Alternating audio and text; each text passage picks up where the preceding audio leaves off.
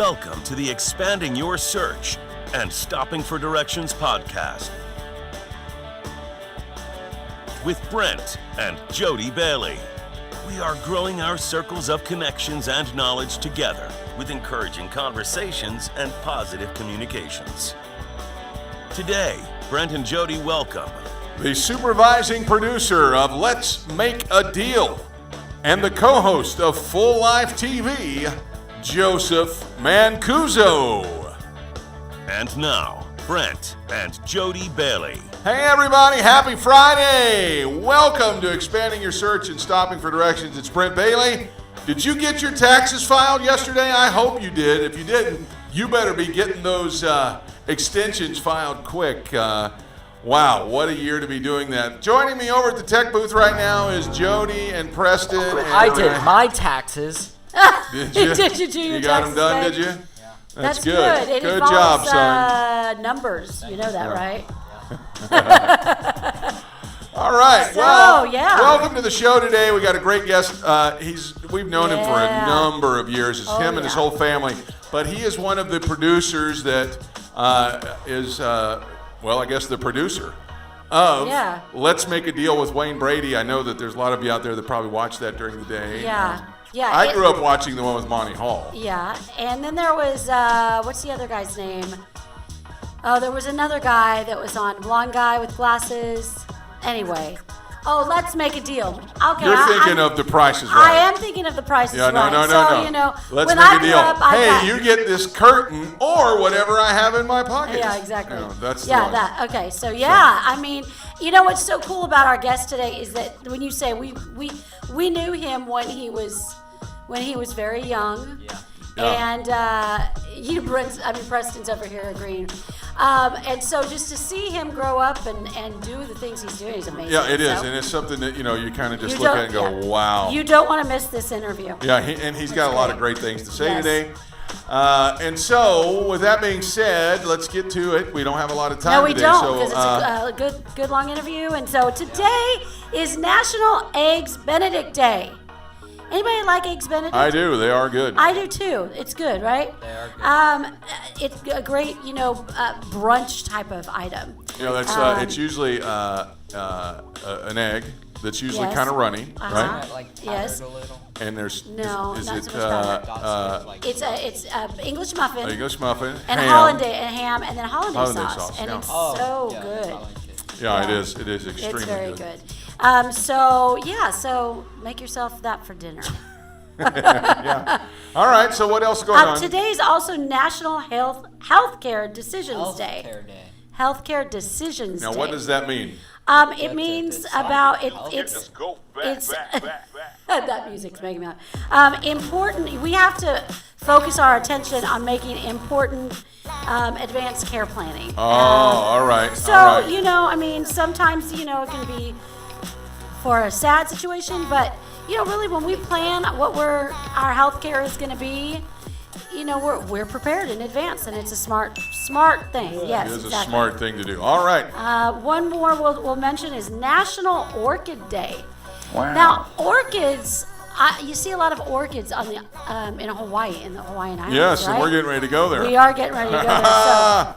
So, orchids are absolutely beautiful flowers, and so, maybe go. They say go smell the roses. Well, I just say go smell the orchids. I don't know if they've got a very fragrant smell. I can't remember, but they are beautiful. I would think that they would. I think they probably Most of the pretty do. flowers do. So So just learn a little bit about if you are into the planting flowers or anything like that. Maybe plant an orchid. All right, let me drop one thing on you real quick, and I know that our friends that would want to know this. Reese's has come out with, along with Hip Dot Cosmetics, a Reese's makeup collection, including not just the brushes, the color palettes that are orange and tan and things like that, but they have lip balms. Well, okay, I can handle that. I'm just going to say right now, if they have the smallest taste of a Reese's peanut butter cup, you're going to get about 1 trillion of those for every Holiday. romantic holiday from now on. Yeah, Don't be exactly. tempted to eat it Well, that's the whole point. See, I'd get to kiss your mom, and it would be more than I already do. Yeah, I'd be like, honey, you're kissing me a lot more than normal. Anyway. All right, so let's get to it. Here it is. It's Preston tells a joke as he dies from embarrassment about his parents kissing over there.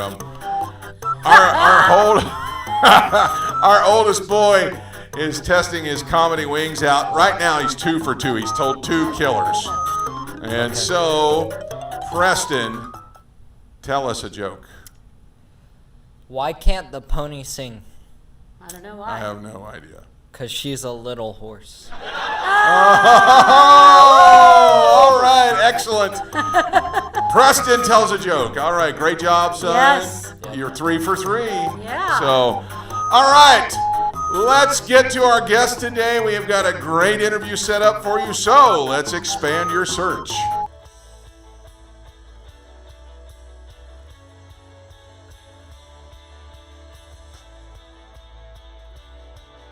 My guest today is Joseph Mancuso. He's been blessed to work successfully in television production for the past 13 years. Most notably, he is a supervising producer for Let's Make a Deal. He's also had the privilege of working on shows such as The Little Mermaid Live, the Miss USA pageant, and the Academy Awards. Last year, he was extremely excited to combine his professional expertise with the passion for his faith when he started a Christian panel talk show that Jody's sister Jenny is a part of. It's called The Full Life, and it's a dream that he's had for over 10 years. Let's take a look.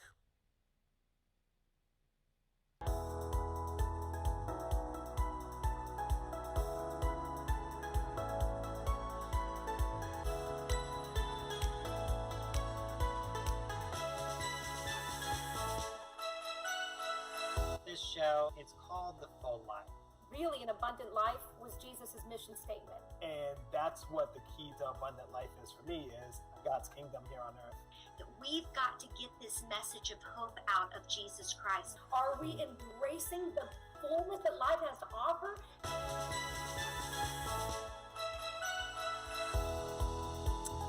All right, there you go. It's The Full Life TV, and I am so excited to have him on the program today. Please welcome to the show, Joseph Mancuso. Joe, how are you? Great to see you, man. Hi, Brent. Thanks for having me. I feel so privileged after all the guests you've had recently. Your show is doing tremendous, and I'm so excited to see it grow over the last year. I appreciate that. Thank you so much. It's so funny that these things just kind of happen. These shows kind of started around the same time, and I'll let everybody in on a little secret. We were kind of going back and forth about whether or not we were going to work together on a show before COVID, before everything. We were in discussions with me and you and Jenny, and looking at some things, and COVID just kind of forced everybody's hand into something, and it's a blessing, though, isn't it? You know what? It really was, and particularly when it came to The Full Life, because we've been able to meet people, and I'm sure you experience this too. We've been able to meet people in states across the country where we would have had to fly people. We were talking about a real traditional set, all of this stuff that would have cost so much more money, and it would have been much more hassle logistically. And it's just been so great to meet people and get those perspectives that you probably wouldn't have been able to get in a traditional setting. So. All right, well, we're gonna really get to the Full Life in just a minute. Let's talk a little bit. Some of our viewers would not be familiar with you. Now, some of the folks that would know us from the Increase events are familiar with probably your family because you guys came to those events a lot. You and your brothers, we knew you growing up and things like that.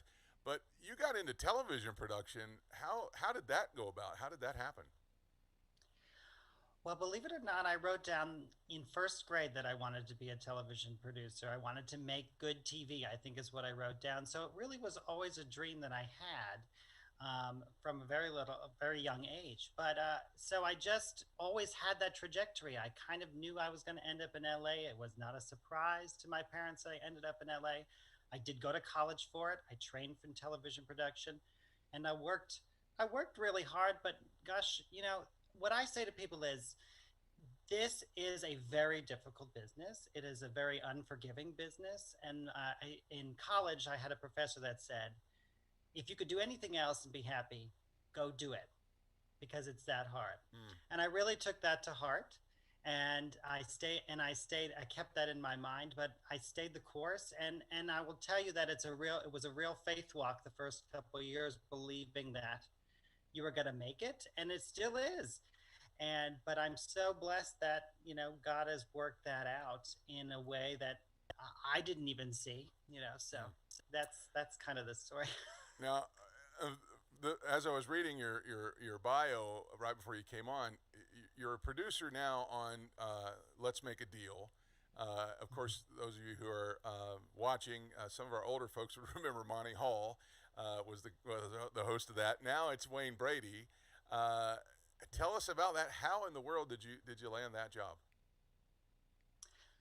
Well, we always talk a lot about in our Christian circles, talking about saying yes when the calling happens. And I will tell you that this show was kind of in a bind. It was picked up in the first season very late, and they were about to move the entire show to Vegas. And I was young and had no wife or kids or anything tying me to Los Angeles. So when they desperately needed someone in the last minute, I was the one that said, sure, I'll move my whole life to Las Vegas to do this show. And, I was just hoping for a season 2 when I started. And it's been such a wonderful home. I will tell you that we talk a lot about culture in churches as well, but there's a big thing about culture on shows.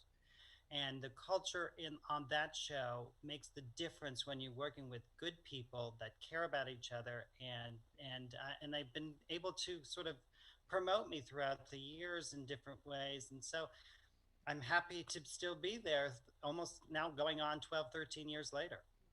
That's really amazing. I've heard that from other folks in the industry that as well as the writing and the people that you see on the screen, the reason that shows last so long is because of the crew that's working so hard together behind the scenes. Yeah, there's just a magic that happens, and you can try, you put the best people in place, but really there is this sort of, as people say, there's this lightning in the bottle thing that happens when the right people come together, and it just works. Yeah. Now I saw a post that you put up on social media the other day of you in the booth. It looked like you were doing like a selfie with everything behind you. Yes. What exactly does your job entail? What are you doing throughout a show? Well, during the show now, I am in the booth, which is the control room. Now, it's in traditional TV. There's like there's a director and a TD switching, and then an assistant director, and then I'm in the back, and I'm kind of I'm looking to make sure that everything's clean. Like sometimes there's a camera shot off and stuff. We're taking notes, making sure what we're going to edit, if we need to redo a shot. I'm marking good lines for promo and making sure that we get what we need to make the show the best we can during the show. And then before the show, we really it's all about checking all the details. I mean, if it looks easy on television, we've done our job. And That's what I'll say. That was what I was going to say. Most people think of it just being this easy, snap your fingers kind of thing, and they don't realize that there's somebody like you that is actually going the extra mile behind the scenes, and it's really cool to actually meet somebody who's actually doing that on the backside. Congratulations on a great run on that, and here's to many more seasons of that. Now, you did the Miss USA or Miss America pageant and the Oscars as well. What was that like? That's a big deal. Well, it was Oscars. Okay, so the Oscars is a great story because I tried for a couple of years to just be a production assistant on the show. I just wanted to work on the show, and I kind of put that in God's camp for some. It's a long time ago now that I did it, but I remember saying, I guess it's not going to happen. I thought it was going to happen. It's not going to happen, and then they need someone last minute. And I got to go in for the last 2 days. And I remember just sitting outside thinking I was going to sit at Starbucks and going, oh no, I'm going to, again, I said yes and came over in 2 hours. And then I got to work on it. And then I worked on it the next year as well. And I still have that year's poster in my hallway to remind me of what God can do. Because I believed in that moment he showed me, hey, look, you left it with me, and I made it happen. That's super cool. Now, Joe, as we start to turn a little bit towards the full life and the ministry that's happening there, you bring up a lot of good stuff of leaving something in God's hands. I know that the full life was a dream 10 years ago. That was something that you had. I think you even when you and I and Jenny were talking, she said you and her had conversations well before we even started. This new show has been something that God has really brought full circle for you and is really now doing something. How do you get to that place from waiting into doing? That is an amazingly great question. And I will say sometimes God just gives you a push, because I don't know if COVID didn't happen, if I would have done it, because, you always get caught up and I'm so busy. How am I going to make this happen? And of course you want to make it happen well. And you were thinking traditionally. I was always thinking about the traditional models of what the show might look like, and with people on a table and everything, and how do I make that happen with these voices? And then COVID happened. And again, there's this spirit moment where I was like, well, why don't we just see if we can put some people on it? I don't even know if it'll be a show. Let's just get together and we'll talk. We'll do one. We'll see how it happens. And then it just sort of blossomed from there. You kind of saw what it could do. And that vision was a lot bigger then. And I'll give God the credit for that too, because, what we've been able to talk about and what we've been able to really go through together as a group, was really beyond what I thought we were going to be able to do. So I give it up to him again. I know that I'm kind of that way too. Whenever I go to do something, sometimes I'm my own worst enemy because I want it to be so good that you go really out of your way, and you kind of obsess about it. And I can't even imagine that time period of 10 years waiting, what that's like. There are people out there that are probably in that same boat. What would you tell them as they're waiting on their dream to come to pass? I would say really get close to God, because you need to hear when he tells you to push, and you need to hear when he tells you to wait. I would have said, as much as I had this dream 10 years ago, I was not ready to do this 10 years ago. I know I was not ready to do this 10 years ago. So it was definitely in my heart and in my spirit. And even, you mentioned the increase events.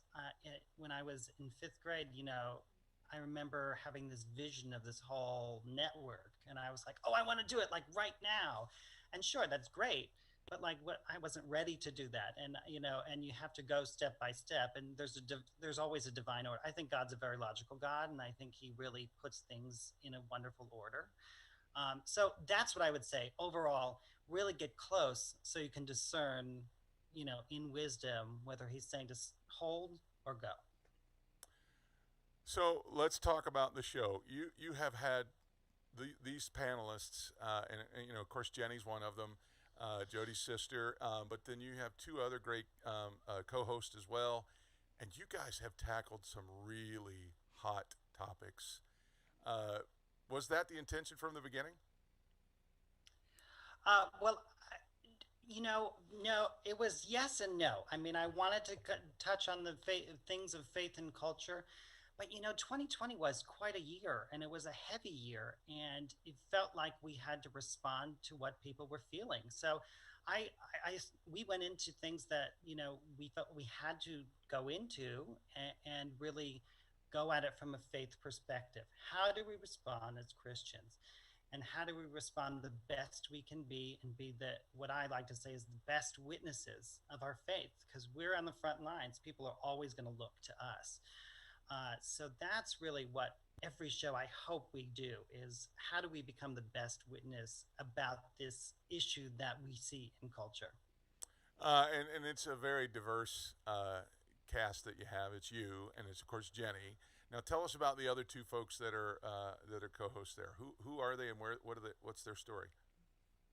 Yes, it's again, is that lightning in the bottle thing where these people are just so wonderful and game to have these conversations so respectfully. But I will tell you, I think we come at it from the breadth of the political spectrum. We come at it from different ages and genders and racial backgrounds, and that is partly by design, but partly because it just happened that these people are really the best people for this. And Carolyn, I've talked with her for about 10 years. She's in Orlando, Florida as well. Yep. So I've talked with her for a while about it. And then Hank, I met through another person that I met at the Increase events, who was his friend. And I so appreciate the breadth of everyone's experience and where they come from, because I've learned a ton of stuff, and I kind of view it as a faith sharing community, because it keeps me grounded when I hear all of these different perspectives on faith. And so I really like having these conversations every week, and I hope people are enjoying having them with us, at least through the TV. Yeah, I know that it's funny. All four of you, sometimes all four of you have a completely different perspective on things. I mean, and sometimes you agree, sometimes you disagree, but it's so great to see you guys work through that. That to me is something that's so missing in America right now, that people just are like, well, you don't believe it? Well, then get out. And there's very little sharing of an opinion and why you believe it. And that's just so magical that you guys have that on the show. I think I firmly believe that Christians should be the model in how should be talking to each other. And I know that's not happening on a macro level in politics or in American culture, but I think that Christians should be the model there. And I'm so happy that we've been able to be the model on the show. And the other thing we've kind of talked about a couple times this year is that really the truth of it all, it exists in tension a lot of the times. Like there's a lot of things that are like partly like there's a truth here and there's truth here, and there's a tension between that's where the real truth lies. And Jesus is, I think, a great example of that, because he's fully human, fully divine. That's immediate tension. And so I think that's where I found where we're really embracing the tension and being uncomfortable to show an authentic Christian faith. It is really a great thing. What's the next step for the show, Joe? Are we going to see you eventually in a studio audience with a group of people, or what's going to happen there? Well, I hope to grow our platform. I hope to grow into. We're going to grow into a website. We're going to grow into. I'm going to hopefully get some more eyeballs on it through different, maybe traditional channels as well as as well as digital channels. And I want people to come on board and see as much as they can this model of being able to talk to each other and not changing where our beliefs are, but how to engage in those conversations with people. And so I hope it goes into that network one day too, and we will grow into a whole day of programming, a whole week, and a whole daily programming as we have. So. All right, Joe. As we wrap it up today, if there's somebody that's watching us today that really is just waiting for their moment, they're trying to make something happen. Give them a good parting shot here as we encourage them to get their dreams fulfilled. Well, I first want to start by saying I don't even know if I have my moment. I will tell you, I come at it very humbly, where I will be honest in saying sometimes I don't know if I'm doing this show in a vortex, or I'm doing this, I'm doing anything where is anyone looking at what I'm actually doing, so I share those feelings. And I actually went back to a show that we did a couple weeks ago, and I'm about to release, and with Arden Bevere and his of course his parents are John and Lisa. But what I went back to was I have to continuously renew my mind and really keep perspective on what the promises of God are, and what my attitude should be as a free believer in Christ. And that is super not easy. And I am not, my personality with, as you said, Brent, to be obsessive on the details is helpful in producing television, but it's not always easy when you want to renew your mind and keep focused on the things of Christ. So I have to deliberately do that. And I'm not always good at it, but you can do it. So I encourage you to keep going and keep trying to do that every day. It's so awesome. Joe, thank you so much for your time today. We are so incredibly grateful for the time that you took for us. We're always watching. We're always seeing what you're doing with the Full Life TV. And of course, when Let's Make a Deal is on, listen, pass this along to everybody at Let's Make a Deal. I don't know if they realize it. Maybe they do. I can't tell you how many youth pastors across America have used Let's Make a Deal as an icebreaker. I did it for 20 years, and every youth camp, every crusade, everything that we ever did, we always played Let's Make a Deal, and that's been a standard for as long as I can remember. So tell them thank you for making a difference in youth ministry. I will do that. I'll tell them they're changing the face of youth ministry. Have a great rest of your day. God bless. And here's some information real quick. We're going to throw it up on the screen. If you'd like to catch the Full Life TV, you can follow along on Facebook, Twitter, and Instagram at The Full Life, and also on YouTube, The Full Life. There it is. Stop by, check them out, hit the subscribe button so that you can get the new updates when the new shows drop. Thanks so much, Joe. Have a great rest of your day. Give our love to your wife and all the kids, and tell them hi for us, and we hopefully will see you soon. Thank you so much, Brent. It's been a pleasure. All right. That's Joseph Mancuso, and now let's stop for directions.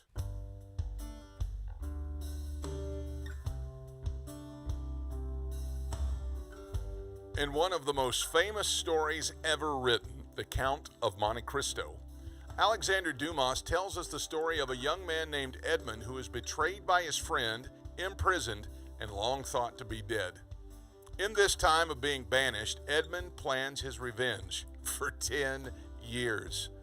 Besides the theme of revenge, there are a couple of themes in the book, including forgiveness and patience.